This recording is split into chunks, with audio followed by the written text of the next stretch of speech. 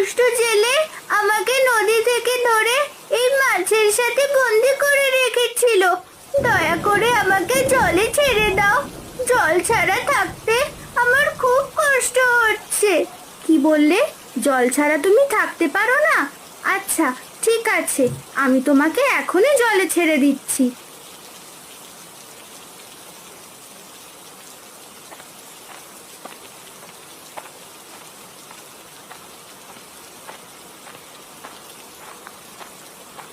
গিন্নি, আরে ও গিন্নি, জলদি বাইরে এসো তো।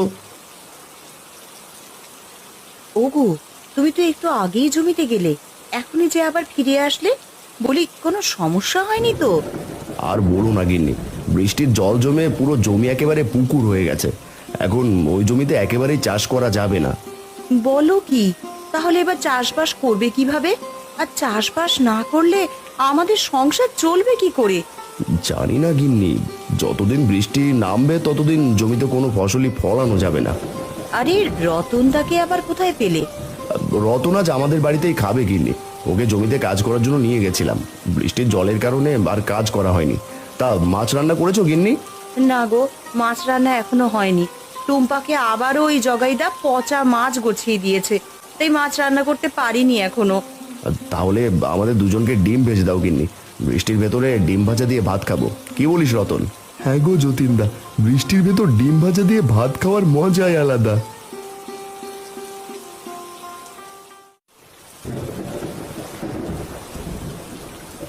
আরে, সেই কখন থেকে হেঁটেই চলেছি, আশেপাশে কোনো পুকুরই তো দেখছি না। এখন রঙিন মাছটাকে কোথায় ছাড়বো? কি হলো?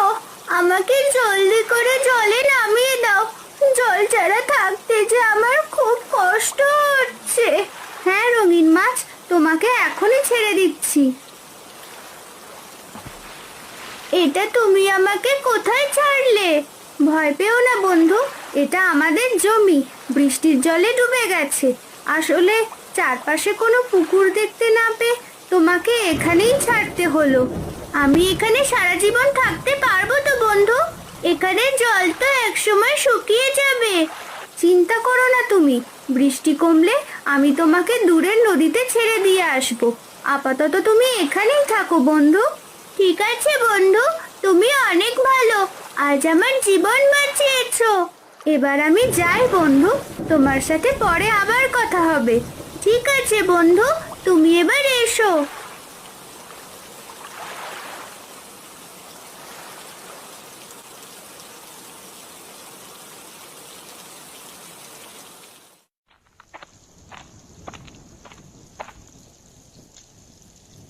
টুম্পা, তুই এসেছিস? তা জগাই পচা মাছ রেখে ভালো মাছ দিয়েছে তো?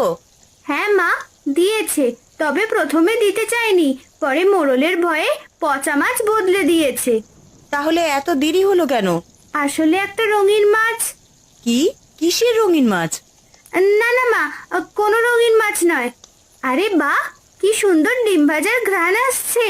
হ্যাঁ রে, তোর বাবা রতনদাকে খেতে নিয়ে এসেছে, তাই তাদেরকে ডিম ভেজে দিচ্ছি। তুই আরো আগে আসলে তো মাছ রান্না করে দিতে পারতাম।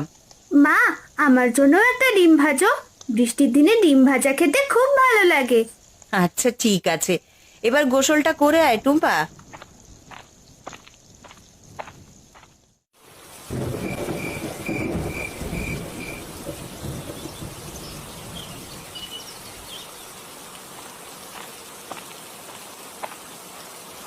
কিরে যতীন, এই বৃষ্টির ভেতর কোথায় যাচ্ছিস? আর বলো না খুড়ো, টানা এক নাগারে বৃষ্টি হওয়ায় জমিটা একেবারে ডুবে গেছে। তাই এই বছর আর চাষাবাদ করবো না, সেই জন্য মোড়লের কাছে কিছু টাকা ধার নিতে যাচ্ছি। হ্যাঁ রে, মোড়লের কাছে টাকা ধার সাবধানে নিস, পরে সময় মতো শোধ করতে না পারলে কিন্তু বিপদ। সে আমি জানি খুড়ো, তা তুমি বাজার থেকে ফিরলে নাকি? হ্যাঁ, জগায় থেকে কিছু মাছ কিনে আনলাম। বৃষ্টির ভেতর ইলিশ খিচুড়ি খেতে খুব ইচ্ছে করছে। কিন্তু ওই জগায় তো পচা মাছ গুছিয়ে দেয় খুড়ো। সে আমি জানি, তাই তো বেছে বেছে কয়েকটা ছোট ইলিশ মাছ নিয়ে এসেছে। এবার বাড়িতে গিয়ে খাবো। হ্যাঁ খুড়ো, যাও, এবার আমি আসি।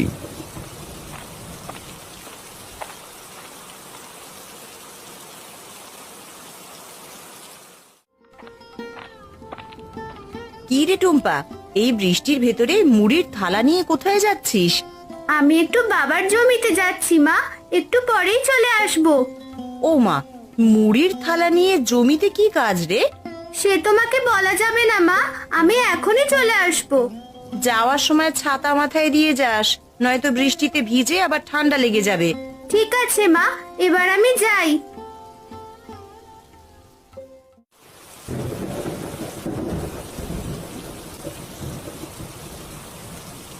দেখ যতীন, টানা এক নাগারে বৃষ্টি না নামলে তোকে আমি টাকা ধার দিতে পারতাম, কিন্তু বৃষ্টির কারণে আমার হাত একেবারেই খালি।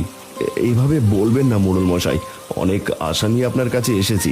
আপনি যদি টাকা ধার না দেন তাহলে বউ বাচ্চা নিয়ে না খেয়ে মরবো। তোকে তো আমার কথা বললামই যতীন, আসলে আমার কিছু করার নেই, তুই এবার আসতে পারিস। মোড়ল মশাই, দরকার হলে আপনি আমার বাড়ির দলিল জমা রাখুন, তবু আমাকে কিছু টাকা ধার দিন, এভাবে খালি হাতে ফিরিয়ে দেবেন না। আমাকে ক্ষমা করে দে যতীন, আমি তোর কোনো কথাই রাখতে পারলাম না।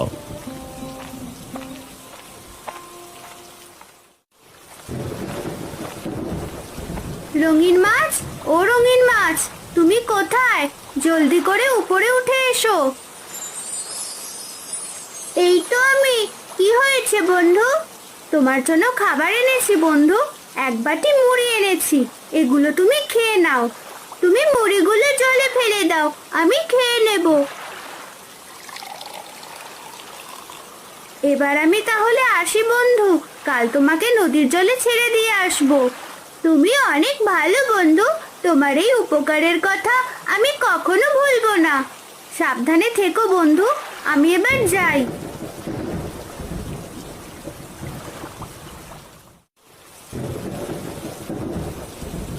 ওগো, মন খারাপ করে আছো কেন? কি হয়েছে তোমার?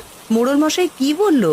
আর বলো না গিন্নি, মোড়ল মশাই বলেছে তার কাছেও নাকি টাকা পয়সা নেই, সে আমাদের টাকা ধার দিতে পারবে না। বলো কি? তাহলে আমরা চলবো কিভাবে? এই বৃষ্টির ভেতরে তুমি তো চাষাবাদও করতে পারবে না গো। হ্যাঁ গিন্নি, সে তো আমি জানি, এখন কি যে করব কিছুই বুঝতে পারছি না।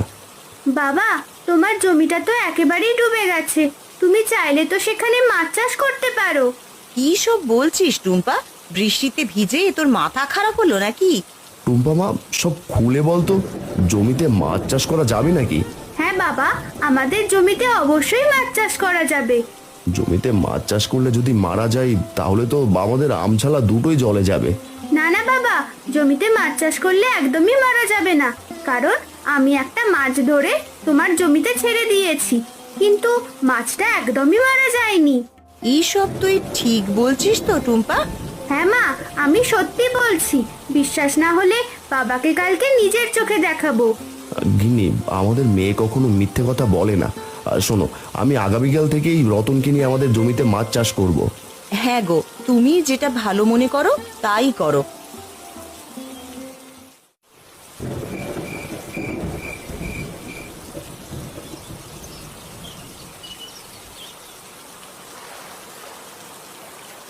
রঙিন মাছ, ও রঙিন মাছ, কোথায় তুমি বন্ধু? এই তো আমি বন্ধু, আমাকে হঠাৎ ডাকছো কেন? ওমা, তুমি ভুলে গেছো, জানো না আজ তোমাকে নদীতে ছেড়ে দিয়ে আসবো? আরে তাই তো, আমি তো একেবারেই ভুলে গেছি, কিন্তু এখানেও আমার খুব ভালো লাগছে। এই জায়গাটা ছেড়ে একদমই যেতে ইচ্ছে করছে না, কিন্তু তুমি তো এখানে একদমই থাকতে পারবে না, কারণ আমার বাবা এখানে মাছ চাষ করবে। আসলে এই জমিটা জলে ডুবে যাওয়ায় আমার বাবা চাষ করতে পারছিল না, আর তাই এখানে এবার মাছ চাষ করবে, তাই তো? ঠিক আছে বন্ধু, তুমি আমাকে নদীতে দিয়ে এসো, আর আমি তোমাদের এই পুকুরটা